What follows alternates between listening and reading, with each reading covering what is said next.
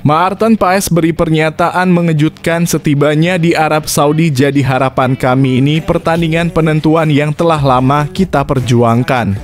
Semua harapan, asa ada di pundak kita semua. Sekecil apapun peluang harus kita perjuangkan. Simak ungkapan Maarten Paes yang udah lama tidak tampil bersama di Timnas Indonesia. Pernyataan mengejutkan Erick Thohir jelang ronde 4 kualifikasi Piala Asia. Kami berjuang di tengah ketidakadilan, terkadang kecurangan itu tidak bisa dihindari. Semoga Allah Subhanahu wa Ta'ala membantu kita hingga menit akhir. Simak pernyataan lengkap Pak Ketum yang bikin merinding.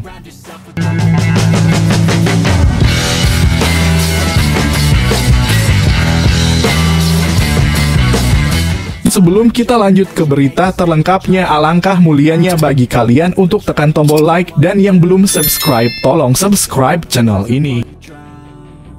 Maarten Paes beri pernyataan mengejutkan setibanya di Arab Saudi. Jadi harapan kami ini pertandingan penentuan yang telah lama kita perjuangkan. Semua harapan, asa ada di pundak kita semua. Sekecil apapun peluang harus kita perjuangkan. Simak ungkapan Maarten Paes yang udah lama tidak tampil bersama di Timnas Indonesia. Timnas Indonesia tengah bersiap menghadapi 2 pertandingan terpenting dalam sejarah sepak bola tanah air dalam beberapa tahun terakhir, menghadapi Arab Saudi dan Irak pada ronde keempat kualifikasi Piala Asia. Namun suasana di sekitar skuad Garuda semakin memanas setelah pernyataan mengejutkan datang dari penjaga gawang naturalisasi Maarten Paes sesaat setelah mendarat di Arab Saudi. Dikenal sebagai sosok yang tenang di bawah mistar gawang, kali ini Maarten tampil berbeda. Ia menyuarakan emosi dan semangat tinggi yang mencerminkan betapa krusialnya laga-laga ini bagi masa depan Timnas Indonesia. Ini pertandingan penentuan yang selama ini kita perjuangkan bersama-sama. Dulu bersama pelatih Shin Tae-yong, sekarang dengan pelatih baru Patrick Kluivert, ungkap Maarten di hadapan awak media, tak lama setelah tiba bersama rombongan Timnas di Bandara Internasional di Riyadh. Pernyataan tersebut langsung menyita perhatian. Tak hanya karena menyebut perubahan tongkat kepelatihan, tetapi juga karena nada bicara Maarten yang menunjukkan keseriusan luar biasa. Ia menyadari bahwa pertandingan ini bukan hanya soal menang atau kalah, tetapi tentang mewujudkan mimpi besar yang telah dirintis sejak bertahun-tahun lalu. Semoga perjuangan ini tetap bisa diatasi dengan ketenangan dan kematangan, tambahnya. Kalimat itu terasa sangat bermakna. Di tengah tekanan besar dan ekspektasi publik yang tinggi, Maarten Paes menekankan pentingnya menjaga mentalitas dan kestabilan emosi. Menurutnya, kekuatan terbesar Timnas Indonesia saat ini bukan hanya berasal dari taktik atau kekuatan fisik, tetapi juga dari kematangan berpikir dan pengalaman kolektif yang telah dibangun selama ini. Ia juga memberikan apresiasi tinggi kepada rekan-rekan satu timnya. Di matanya, para pemain Timnas adalah pesepak bola yang luar biasa, baik dari segi kualitas individu maupun pengalaman mereka di klub masing-masing. Teman-teman Timnas banyak pemain bagus di klubnya masing-masing, kata kiper kelahiran Belanda tersebut. Kita ada kesempatan, harus manfaatkan kesempatan sekecil apapun. Ucapan Maarten itu menjadi semacam pengingat bahwa di balik tekanan besar, masih ada celah peluang yang bisa dimaksimalkan. Ia ingin seluruh skuad Timnas menjaga semangat juang yang sama seperti ketika mereka masih berjuang di bawah Shin Tae-yong. Dan kini meneruskan perjuangan itu bersama pelatih legendaris asal Belanda, Patrick Kluivert. Kehadiran Kluivert sendiri memang membawa angin segar. Mantan striker Barcelona dan Timnas Belanda itu bukan hanya membawa nama besar, tetapi juga pengalaman dan pemahaman taktik Eropa yang diharapkan bisa membawa Timnas Indonesia naik kelas. Namun adaptasi bukanlah hal yang mudah, apalagi di tengah jadwal padat dan pertandingan penting. Maarten Paes sebagai salah satu pemain yang juga tumbuh di kultur sepak bola Eropa, diharapkan bisa menjadi jembatan antara filosofi permainan baru yang dibawa Kluivert dengan semangat khas sepak bola Indonesia. Laga melawan Arab Saudi dan Irak akan menjadi ujian seutuhnya. Dua kekuatan besar sepak bola Asia ini tak hanya unggul dalam segi kualitas individu, tetapi juga memiliki pengalaman jauh lebih matang di pentas internasional. Namun semangat pantang menyerah yang mulai tertanam dalam skuad Garuda sejak era Shin Tae-yong masih terus menyala. Pergantian pelatih di tengah perjalanan tentu menjadi tantangan tersendiri. Tapi Maarten percaya bahwa kontinuitas perjuangan yang telah dibangun selama ini tidak akan terputus begitu saja. Sebaliknya, ia melihat perubahan ini sebagai kesempatan untuk menyegarkan semangat tim. Saya percaya pada tim ini. Kita tahu apa yang kita perjuangkan. Kita harus tetap bersatu, bermain dengan hati, dan manfaatkan setiap momen yang ada, ucapnya lagi sebelum memasuki bus timnas. Tak butuh banyak kata untuk memahami betapa pentingnya dua pertandingan ini. Timnas Indonesia bukan hanya sedang berjuang untuk tiket ke turnamen bergengsi, tetapi juga membuktikan kepada dunia bahwa sepak bola Indonesia mampu bersaing secara layak di kancah Asia. Bagi para penggemar, pernyataan Maarten Paes ini terasa seperti bahan bakar tambahan untuk terus percaya dan mendukung penuh skuad Garuda. Sorotan mata dunia mungkin belum sepenuhnya tertuju pada Indonesia, tetapi dengan semangat dan keberanian seperti yang ditunjukkan Maarten, tak ada yang mustahil. Kita mungkin bukan favorit di atas kertas, tapi dalam sepak bola sejarah selalu terbuka untuk ditulis ulang. Dan Indonesia dengan segala keterbatasannya punya satu hal yang tidak bisa diremehkan, semangat juang yang tak pernah padam.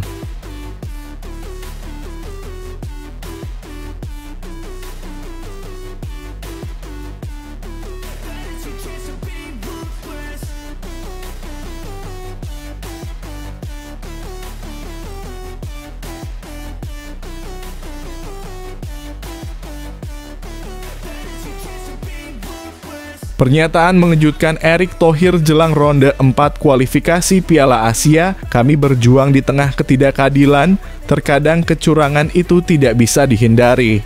Semoga Allah Subhanahu wa Ta'ala membantu kita hingga menit akhir. Simak pernyataan lengkap Pak Ketum yang bikin merinding.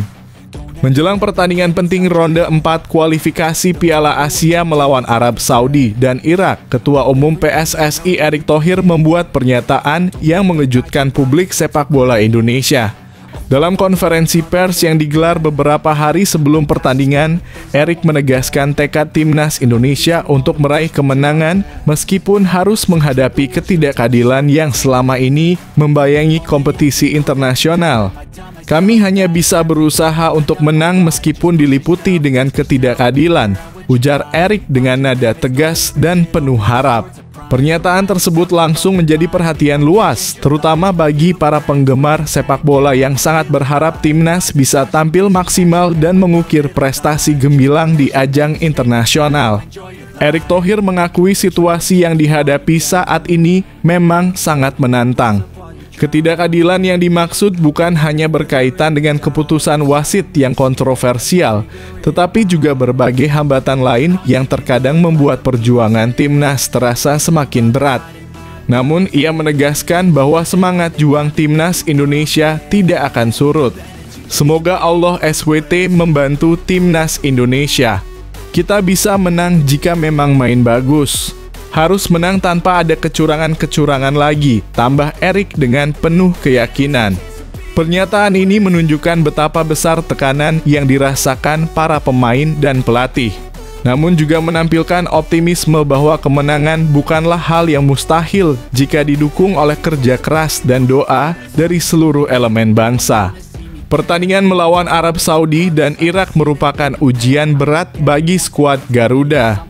Arab Saudi dikenal sebagai salah satu raksasa sepak bola Asia dengan pengalaman tampil di Piala Dunia dan gaya permainan yang disiplin. Sedangkan Irak dikenal dengan semangat juang tinggi dan strategi cerdas yang sulit dihadapi. Meski demikian, Erick yakin mental dan semangat pantang menyerah timnas Indonesia bisa menjadi kunci meraih hasil positif. Ia mengingatkan agar seluruh pemain fokus pada permainan sendiri dan tidak terpengaruh oleh faktor-faktor di luar lapangan yang dapat mengganggu konsentrasi. Ketua Umum PSSI juga mengajak seluruh masyarakat Indonesia untuk memberikan dukungan penuh bagi timnas. Menurutnya, dukungan moral dan doa dari rakyat adalah energi positif yang sangat dibutuhkan agar para pemain tampil maksimal dan mampu membawa kemenangan. Ini bukan hanya pertandingan biasa, tapi juga perjuangan bersama untuk mengharumkan nama bangsa di pentas sepak bola internasional, tegas Erik. Pertandingan ini bukan sekadar ajang olahraga, tetapi juga menjadi momen penuh harapan dan doa. Erik berharap dengan ketulusan, kerja keras, dan dukungan doa dari seluruh rakyat Indonesia, timnas bisa melewati segala rintangan, termasuk ketidakadilan yang selama ini menghantui perjalanan mereka. Kalau memang kita main bagus, kita harus menang.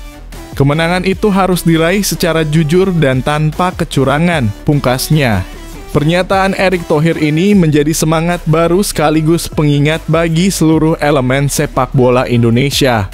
Meskipun harus menghadapi lawan yang tangguh dan situasi yang kurang ideal, tekad kuat dan dukungan masyarakat menjadi modal utama untuk mewujudkan mimpi besar bangsa dalam dunia sepak bola Asia. Kini saatnya seluruh rakyat Indonesia bersatu mendukung perjuangan skuad Garuda dan berdoa agar kerja keras mereka membuahkan hasil terbaik. Sepak bola bukan hanya soal kemenangan di atas lapangan, tetapi juga tentang kebanggaan, persatuan, dan semangat nasionalisme yang menyala dalam setiap detik perjuangan. Artikel di atas semua hanya ilustrasi agar timnas Indonesia bisa lebih baik dan menang, dan yang jelas ada harapan tanpa dicurangi dari pihak lawan atau wasit.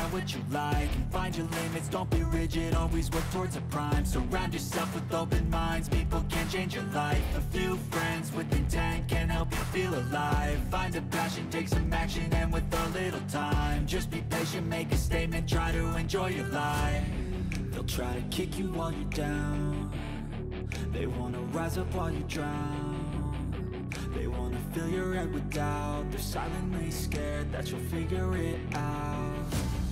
I'll make it look like a movie. Timnas Indonesia tak boleh gagal oleh Romani. Kita harus ke Piala Dunia 2026. Oleh Romani berambisi membawa timnas Indonesia ke Piala Dunia 2026. Timnas Indonesia akan bertarung di putaran keempat kualifikasi Piala Dunia 2026 zona Asia. Arab Saudi dan Irak akan jadi lawan yang menentukan nasib skuad Garuda. Dua kemenangan di laga tersebut akan mengantarkan timnas membuat sejarah dan ini tentu bukan hal yang mudah. Namun bisa jadi ini adalah peluang paling dekat timnas untuk bermain di ajang sepak bola paling bergengsi antar negara tersebut. Oleh Romani menjelaskan bahwa dia percaya diri timnas Indonesia bisa menyapu bersih kemenangan. Menurutnya, semua pemain juga memiliki motivasi yang sama dan siap memberikan kontribusi maksimal. Dua pertandingan penting tersebut harus bisa mereka manfaatkan untuk merebut tiket ke Piala Dunia 2026. Dengan skuad yang ada saat ini, mereka mampu bersaing ketat dengan lawan. Sejauh kita menang, saya memanifestasikan menang, kata Oleh Romani. Pemain asal Oxford United ini melanjutkan, saat ini sudah tidak ada alasan lagi untuk melewatkan kesempatan emas ke Piala Dunia. Dia yakin skuad Garuda akan bertarung habis-habisan untuk bisa mempersembahkan hal tersebut. Apalagi ini adalah mimpi semua masyarakat Indonesia dan mereka memiliki beban yang cukup berat. Misi ini semakin sulit karena baru kembali dari cedera panjang dan harus langsung bertugas di timnas. Kita harus menang dan kita harus ke Piala Dunia 2026. Itu adalah mimpi terbesar kita dan kita akan melakukan segalanya, ujarnya. Oleh menambahkan dia sudah memprediksi akan bisa membantu timnas lewat golnya. Hal ini cukup rasional karena adalah tumpuan di lini depan timnas dan sekaligus jadi mesin gol. Tentunya dia berharap bisa memanfaatkan semua peluang yang ada di depan gawang demi kemenangan skuad Garuda. Saya seorang yang bermimpi besar. Saya hanya berpikir tentang gol dan saya akan membuat dalam kurung gol, bukan hanya perayaan. Saya pikir saya sudah menang berapa banyak gol di kepala saya, kata Ole. Don't ever let them get inside your head. They'll tell you what to do in life instead of everything you know that you could get. Don't let them guide your life towards regret. I'll fight for what I love with every breath. My past is filled with things I won't forget. I use them all to push me to my best. So treat the worst of times just like a test. If only I could go back in time, I'd tell myself that everything will end up alright. Just push yourself, test yourself, figure out what you like, and find your limits, don't be rigid, always work towards a prime. Surround yourself with open minds, people can change your life. A few friends with intent can help you feel alive. Find a passion, take some action, and with a little time, just be patient, make a statement, try to enjoy your life. They'll try to kick you while you're down. They wanna rise up while you drown. They wanna fill your head with doubt. Anda tidak sabar. Sama. Saya Tom Haye sudah tak sabar juga hadapi putaran keempat, hanya impikan Piala Dunia bersama Timnas Indonesia. Rasanya badan saya sudah merinding untuk merasakan bisa lolos Piala Dunia. Simak penuturan lengkap dari Profesor Lapangan Tengah ini. Gelandang Persib Bandung, Tom Haye, sudah tidak sabar membela Timnas Indonesia di putaran keempat kualifikasi Piala Dunia 2026 zona Asia. Tom Haye menjadi salah satu perwakilan Persib di skuad Timnas Indonesia untuk putaran keempat. Putaran keempat kualifikasi Piala Dunia 2026 bakal digelar pada 8 hingga 14 Oktober 2025. Babak ini bakal memperebutkan 2 tiket otomatis ke putaran final Piala Dunia 2026. Tim asuhan Patrick Kluivert bakal bertarung di grup B menantang Arab Saudi pada 8 Oktober dan Irak pada 11 Oktober dalam laga yang dipertandingkan di Jeddah, Arab Saudi. Perjuangan skuad Garuda dipastikan tidak akan mudah. Pasalnya, 2 negara di Timur Tengah tersebut punya kaliber berat. Arab Saudi tetap punya kualitas sebagai salah satu tim besar di Asia. Selain itu, tim asuhan Hervé Renard juga diuntungkan dengan status tuan rumah.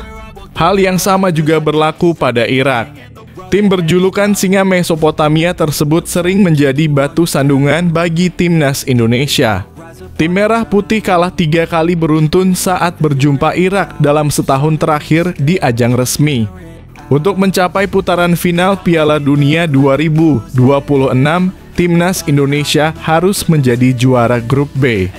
Andai finish sebagai runner-up, Tom Haye dan kolega harus melanjutkan perjalanan ke putaran kelima demi memperebutkan tiket ke play-off antar benua. Tom Haye sudah antusias tampil di putaran keempat. Pasalnya, laga di putaran keempat kualifikasi Piala Dunia 2026 bakal menjadi momen sangat besar dalam sepak bola Indonesia. Pemain anyar Persib tersebut berharap antusiasme dukungan supporter Timnas Indonesia saat tampil di King Abdullah Sports City, Jeddah.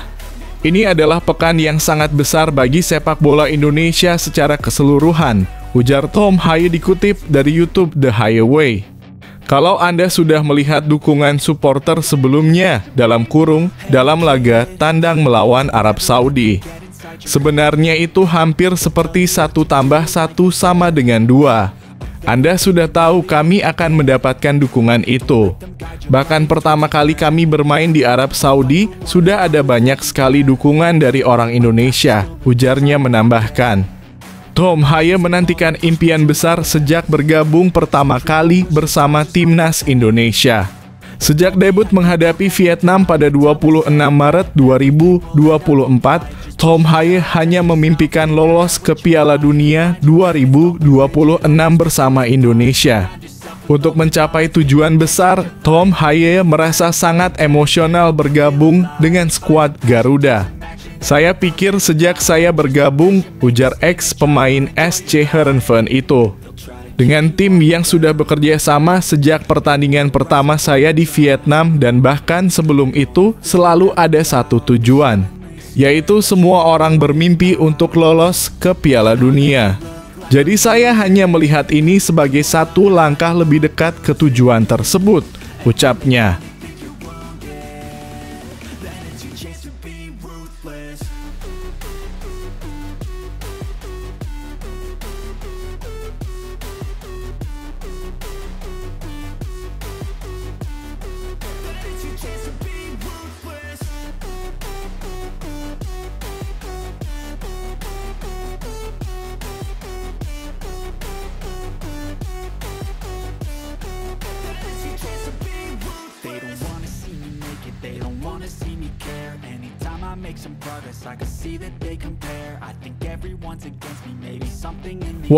Wah, kejutan di tubuh timnas. Komentar mengejutkan Pak Sumarji jadi harapan kami, timnas Indonesia siap tempur lawan Arab Saudi dan Irak. Marcelino tak dipanggil memang jadi sorotan, memang sangat disayangkan. Tapi semua kembali kebutuhan pelatih, pemain mana yang dibutuhkan. Dalam suasana yang semakin memanas menjelang putaran keempat kualifikasi Piala Dunia 2026 zona Asia, publik dikejutkan dengan komentar mendalam dari tokoh penting di balik layar sepak bola Indonesia, Pak Sumarji.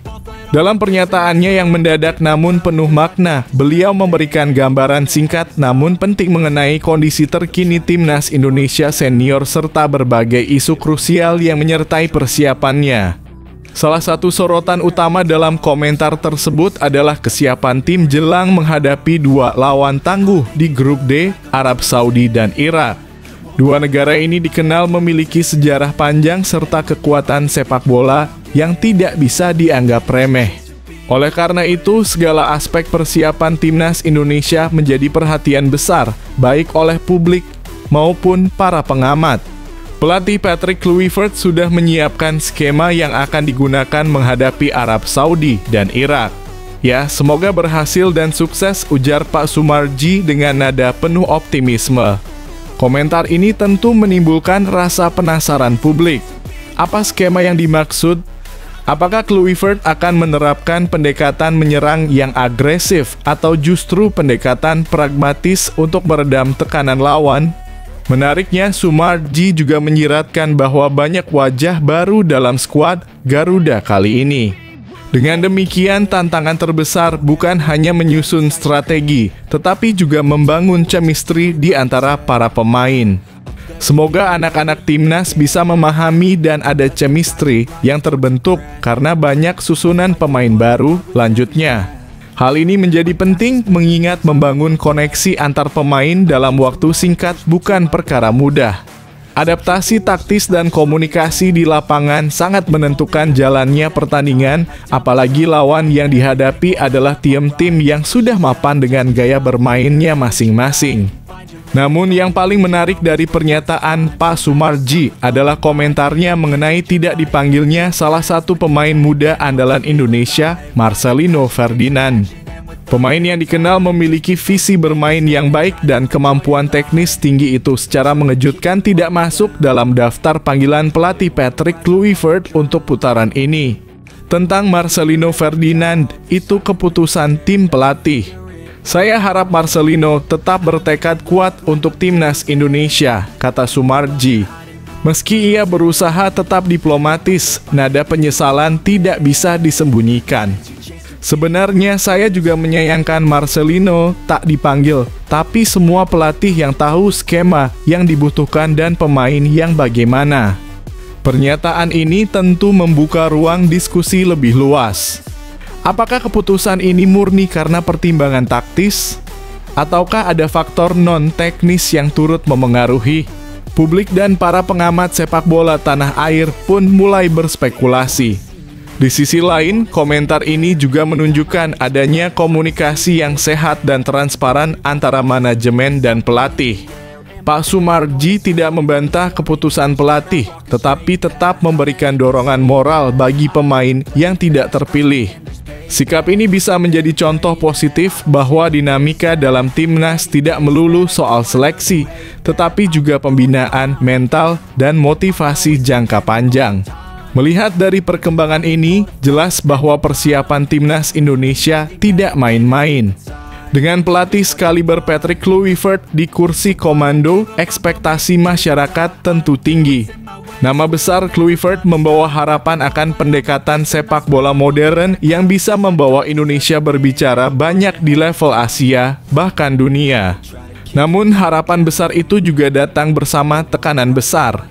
Tidak sedikit yang bertanya-tanya apakah Kluivert mampu membawa tim yang penuh dengan kombinasi pemain muda dan debutan ini tampil solid melawan dua kekuatan Asia. Disinilah letak tantangan terbesar, bukan hanya soal siapa yang bermain, tetapi bagaimana para pemain bisa menjalankan filosofi pelatih dalam pertandingan nyata. Chemistry, disiplin, dan semangat juang akan menjadi tiga kunci utama. Jika ketiganya bisa berjalan beriringan, bukan tidak mungkin kejutan besar bisa terjadi. Pertandingan melawan Arab Saudi dan Irak juga akan menjadi barometer sesungguhnya seberapa siap Indonesia bersaing di level tertinggi. Timnas tak bisa hanya mengandalkan semangat, tetapi harus memiliki struktur permainan yang kuat dan konsisten. Kita telah melihat bagaimana di bawah pelatih sebelumnya, performa tim mulai menanjak. Kini dengan Kluivert diharapkan ada peningkatan signifikan dari sisi taktik dan eksekusi di lapangan. Kembalinya sosok seperti Jordi Amat, Shaine Patinama, dan potensi debut pemain-pemain muda lainnya juga bisa menjadi senjata rahasia. Ditambah lagi dengan dukungan penuh dari PSSI dan publik yang tak pernah lelah memberi semangat, ini bisa menjadi momen kebangkitan timnas yang sesungguhnya. Akhir kata, pernyataan Pak Sumarji meski singkat telah memantik berbagai respons dan spekulasi. Ini menunjukkan betapa besar antusiasme publik terhadap timnas saat ini. Di tengah pro kontra soal pemilihan pemain, satu hal yang harus tetap dijaga adalah semangat persatuan dan dukungan untuk merah putih. Siapapun yang bermain, mereka adalah wakil bangsa di panggung internasional. Semoga persiapan yang dilakukan berjalan lancar dan hasil positif bisa diraih. Kita semua tentu ingin melihat Garuda terbang tinggi, melampaui batas-batas yang selama ini membelenggu. Lawan Arab Saudi dan Irak bukan akhir dari segalanya, tapi bisa jadi titik awal kebangkitan sepak bola Indonesia di kancah dunia.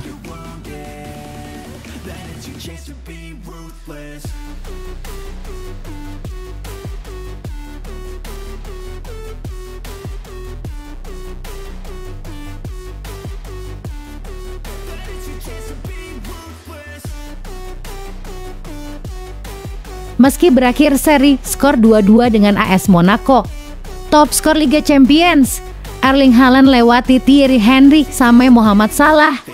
Erling Haaland kembali menunjukkan ketajamannya di depan gawang. Striker Manchester City ini mencetak 2 gol ke gawang Monaco pada matchday kedua Liga Champions 2025/2026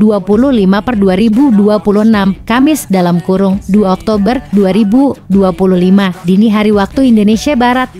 Meski laga berakhir imbang 2-2, Haaland tetap mencatatkan pencapaian luar biasa secara individu. Tambahan 2 gol itu membuatnya selalu mencetak gol dalam 8 laga terakhir bersama klub dan timnas dengan total 15 gol dan 3 assist selama periode tersebut. Di Liga Champions musim ini, Haaland sudah mengemas 3 gol. Ia masih berada di bawah Kylian Mbappe yang memimpin daftar top skor dengan 5 gol. Namun, pencapaian lebih besar datang dari sisi sejarah. Sebelum laga kontra Monaco, Haaland telah mencatat 50 gol di Liga Champions. Tambahan 2 gol kini membuat koleksinya menjadi 52 gol melewati Thierry Henry (51 gol) dan menyamai Mohamed Salah (52 gol) dalam daftar top skor sepanjang masa Liga Champions versi UEFA. Cristiano Ronaldo masih jauh di puncak dengan 141 gol, namun Haaland yang masih muda jelas punya peluang besar untuk terus menanjak. Bagaimana menurut kalian? Apakah Haaland bisa melampaui Salah, bahkan mengejar Ronaldo di masa depan? Yuk tulis pendapatmu di kolom komentar.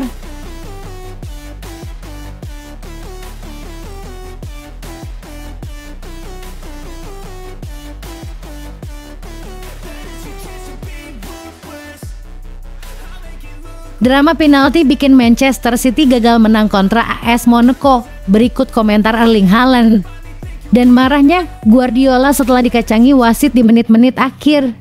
Erling Haaland tak mampu menyembunyikan rasa kecewanya setelah Manchester City kembali gagal meraih kemenangan tandang di Liga Champions. Bertamu ke markas AS Monaco, The Citizens harus puas dengan hasil imbang 2-2 dalam laga yang diwarnai drama penalti di menit akhir. Dilansir dari Daily Mail Sport, Haaland tampil gemilang dengan 2 golnya. Namun, penyerang asal Norwegia itu justru menyoroti performa tim yang menurutnya menurun drastis di babak kedua. Tentu saja rasanya tidak enak.